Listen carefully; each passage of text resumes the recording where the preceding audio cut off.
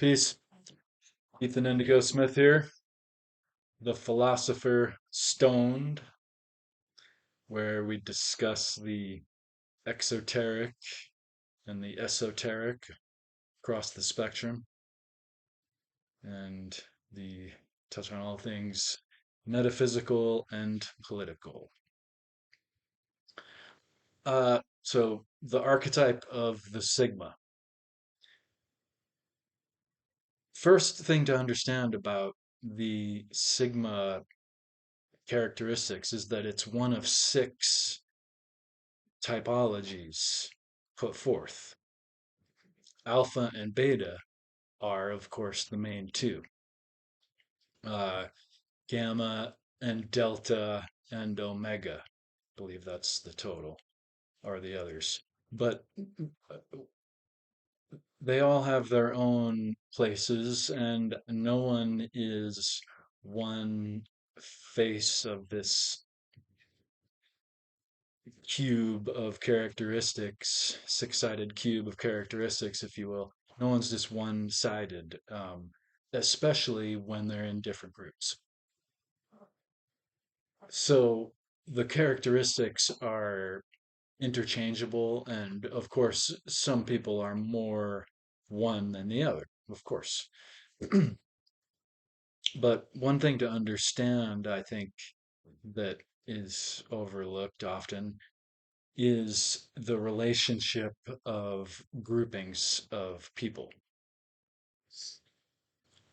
In You're not going to find groups of the other typologies as often as you're going to find the groupings of alphas and betas.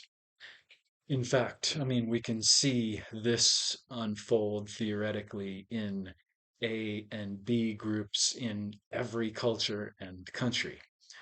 Every culture and country has alpha and beta groups, and every microcosm and every community of that country also has alpha and beta groups, which might be different from the larger alpha and beta groups. It's the thing about the sigma that is so mysterious and um, elusive, uncanny, maybe even comes with a little friction, is that the sigma is not going to partake in the alpha beta dynamic that is so often at play. Uh, you'll see this in family groups. You have two sides of your family. You'll see this in community groups. You can relate to the idea in many different ways, but the sigma doesn't play that alpha and beta dynamic.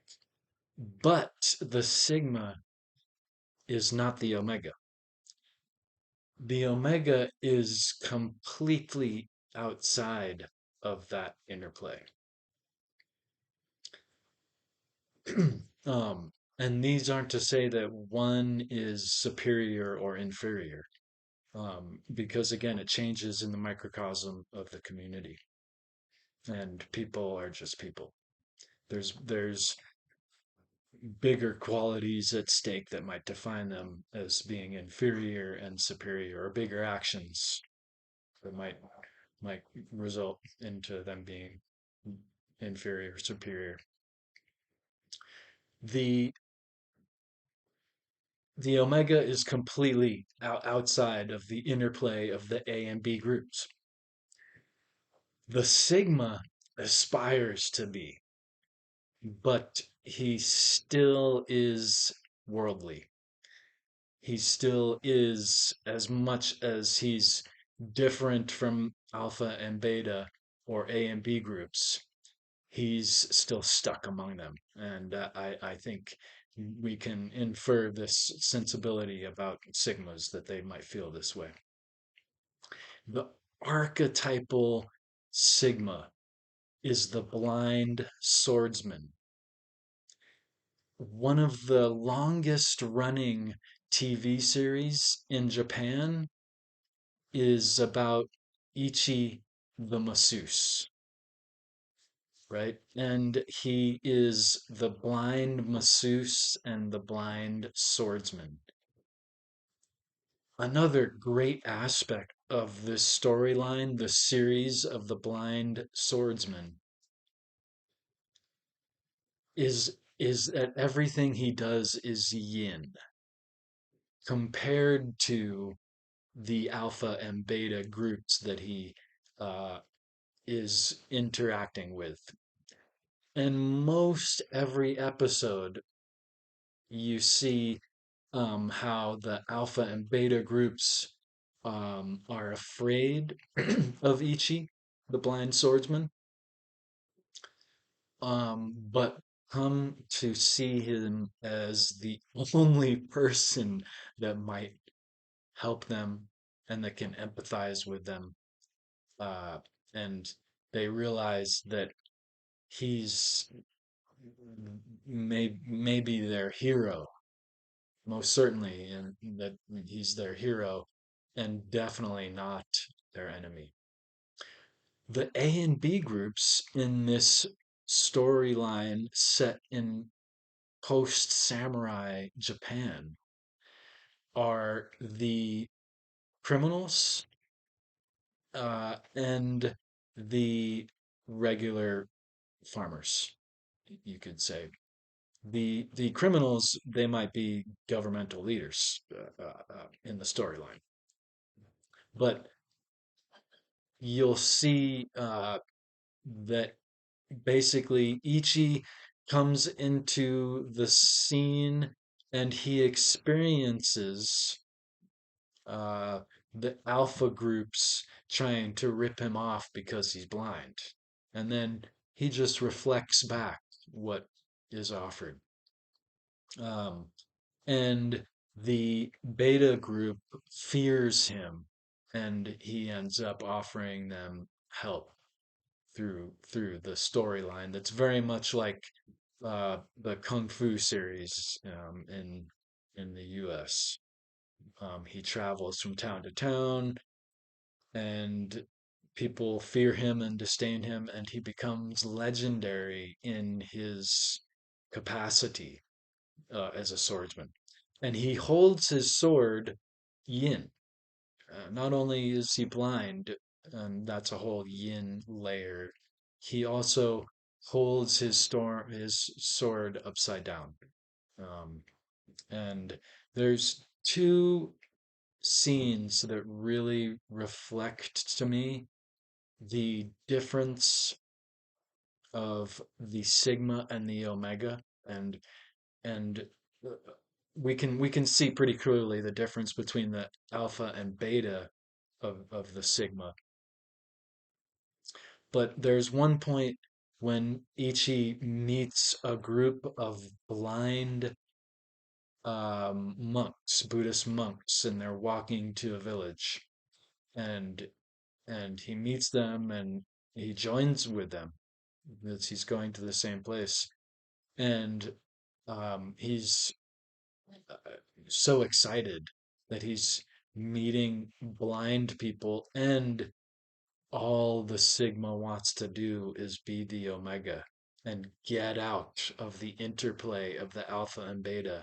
And he finally comes across a whole group of Omega archetypal characteristics, if you will.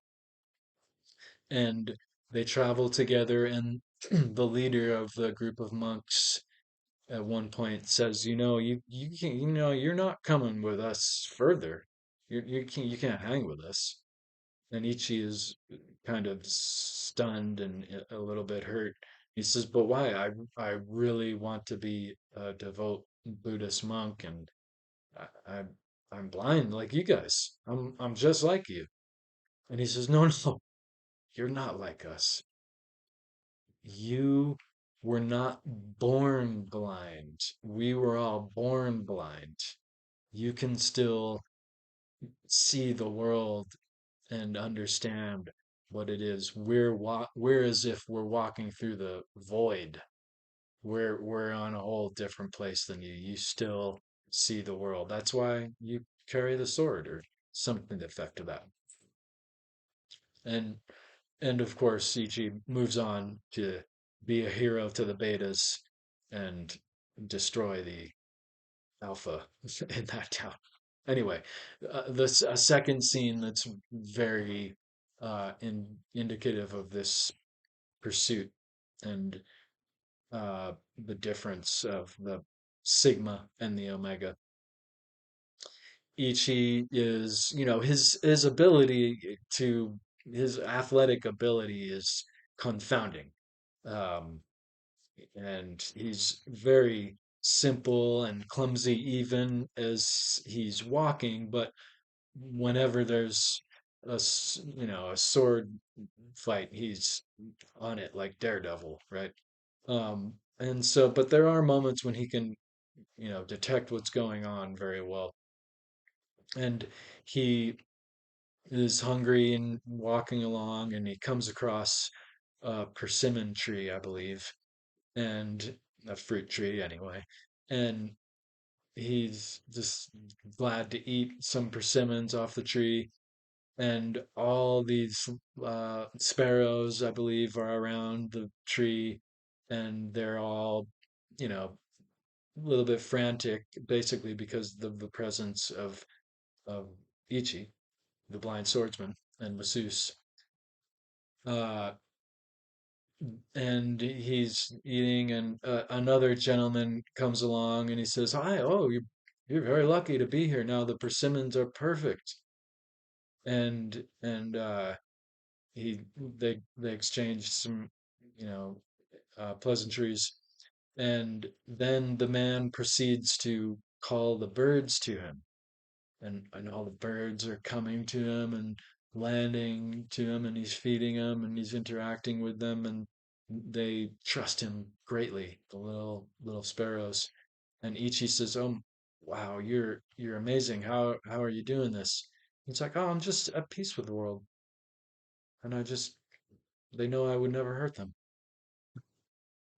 And Ichi says, "Oh, I love these birds. I would never hurt them too, but I can't do that."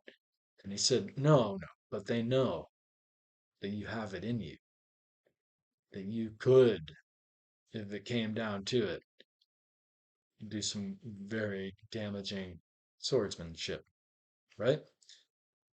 And he realizes again that he is still in the alpha beta interplay.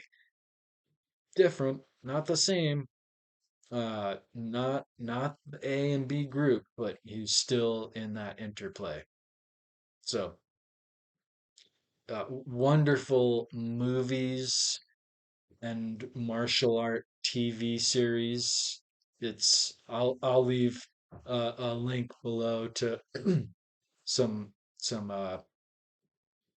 video series you can check out, because it's an outstanding martial arts series of movies and episodes, and it's just a wonderful philosophical take of the yin being, down to how he holds his sword, and a wonderful take on what is the archetype of the Sigma.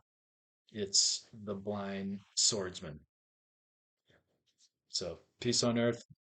Hope that was interesting.